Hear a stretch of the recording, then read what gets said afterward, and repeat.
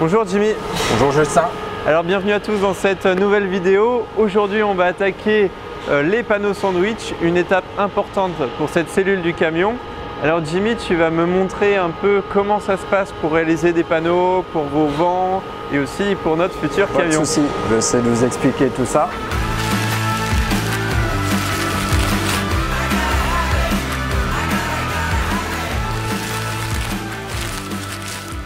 Alors par quoi on commence? Alors la première étape, quand les moules arrivent ici, on va commencer par les nettoyer. Et ces moules-là, vous les faites vous-même?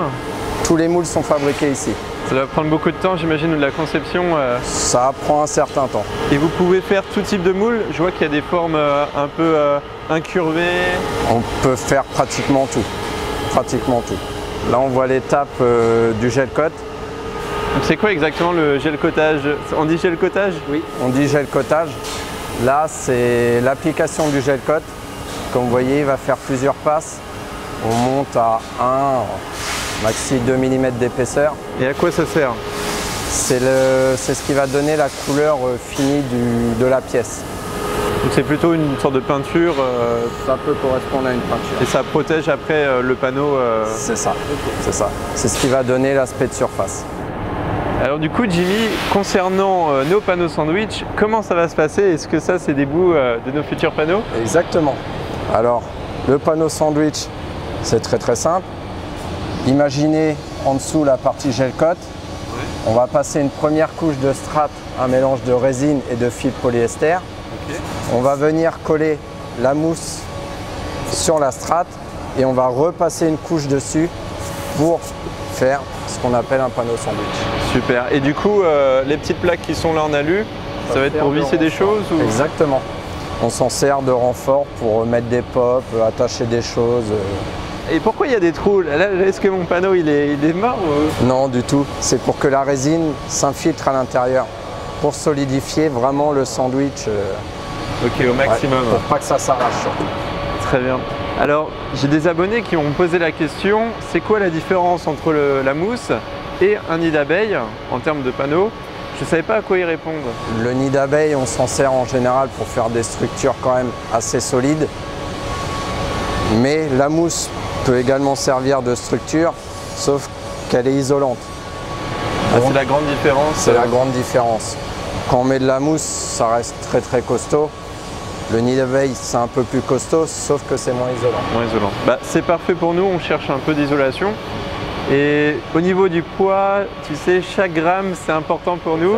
Est-ce qu'on est sur du panneau assez léger? La mousse, c'est plus léger que le nid d'abeille par rapport aux densités. Sur de la mousse, on va être à 30-35 kg de densité. Sur du nid d'abeille, on est entre 60 et 80 kg. En tout cas, c'est super chouette de voir les étapes de la fabrication de nos panneaux sandwich ici avec l'entreprise Vent Barbeau. On est capable vraiment de... Parce que vous faites tout ici. Exactement. Alors c'est super de voir la production de A à Z et ça c'est génial, surtout en une entreprise en Normandie. Alors Jimmy, c'est quoi la prochaine étape? Alors, on a vu le gel coat, on a vu la préparation de la mousse. Là, on est ce qu'on appelle la stratification. Ici, tous les moules arrivent après avoir été gel coatés. On coupe des toiles qu'on pose sur la pièce et on projette de la résine dessus. Ensuite, on ébule, c'est-à-dire chasser les bulles d'air. Là, ce qu'on voit ici, c'est de la projection simultanée. C'est incroyable ça, cette machine. Qu'est-ce que c'est que ça? C'est de la fibre polyester. C'est un peu comme les rouleaux de maths qu'on a vus tout à l'heure. Ça projette de la résine et de la fibre en même temps, ce qu'on appelle projection simultanée. Ça fait le mélange. Au bout du pistolet, il y a un coupeur qui vient couper les morceaux de fibre. Ensuite, ça se mélange directement sur la pièce. Là, en fonction des épaisseurs, c'est le stratifieur qui va gérer. En général, on met 2-3 mm d'épaisseur, une mousse ou un nid d'abeille entre deux. Okay. Donc dans notre cas, nous, c'est de la mousse. Dans votre cas, c'est le gel coat. On passe une première couche de fibre avec de la résine. On vient coller de la mousse et on repasse de la fibre avec de la résine par-dessus. Ce qui nous donne un sandwich des panneaux en sandwich très solides. Alors pour faire nos panneaux sandwich, vous mettez combien de temps à les produire? Alors les produire, on peut les faire en une journée. Ah bah top. Prochaine étape du coup, Jimmy, c'est quoi? La finition? Finition. C'est à droite, donc tout se fait par étapes ici. C'est... Exactement.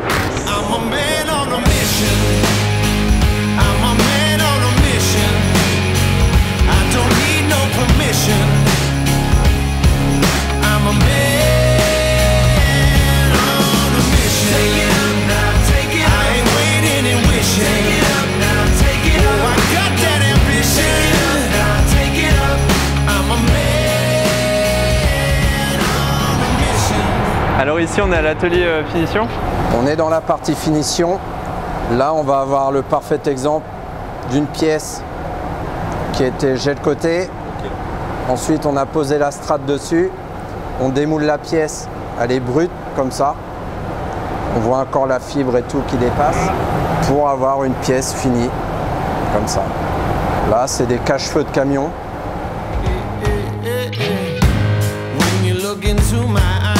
You know you're gonna see that fire. If you're standing in my way, it ain't gonna be your day. Oh, bleeding till I own this dream. Building like you. Vous coupez tout ça. Puis les rebords. Le panneau ensuite il ira en finition pour un lustrage. Comme ça la pièce elle sera lisse, parfaitement lisse et bien brillante. Parce que là même déjà le rendu final, le rendu est incroyable. Oui, le rendu est quasiment parfait, ouais. Quasiment parfait, mais il y a toujours des petits défauts, donc on repasse un coup de lustrage. Après ces 5 dernières étapes, j'ai pu recevoir mes premiers panneaux sandwich. C'est en découvrant le savoir-faire de ces hommes que je ne regrette pas mon choix d'assembler ma cellule chez Van Barbeau. Un panneau pèse 180 kg. Ils vont être découpés par Sébastien et Camilo afin d'obtenir un plancher, un plafond et 6 murs car ma cellule va être un peu spéciale, vous verrez la semaine prochaine. Cependant, nous avons décidé de rajouter 2 fines couches de bois afin d'améliorer la solidité du panneau sans trop alourdir la pièce. La couche de bois va me permettre de coller puis visser mes meubles. En travaillant avec une entreprise, je peux vraiment me fabriquer une cellule entièrement personnalisée qui répond à mes critères exigeants sur le poids. C'est un facteur primordial pour réduire ma consommation. Donc Justin, ton étape des panneaux, elle est finie. Okay. Là, je vais te présenter ce qu'on appelle un D5. Et pour réaliser une cellule comme ça, vous mettez combien de temps? On met entre 2 et 3 jours.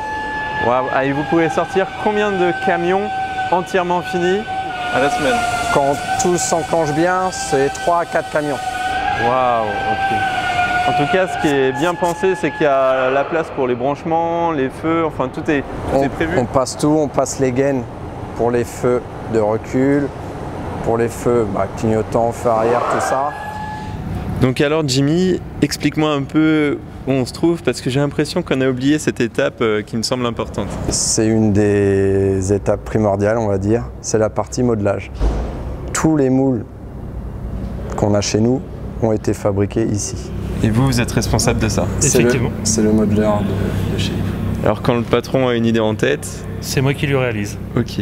Et si demain je viens vous voir et je vous demande, parce que j'ai peut-être une idée en tête aussi, concernant une capucine assez particulière qu'on aimerait faire poser sur la cabine du camion, est-ce qu'on pourrait faire quelque chose ici, remodeler Tout est faisable.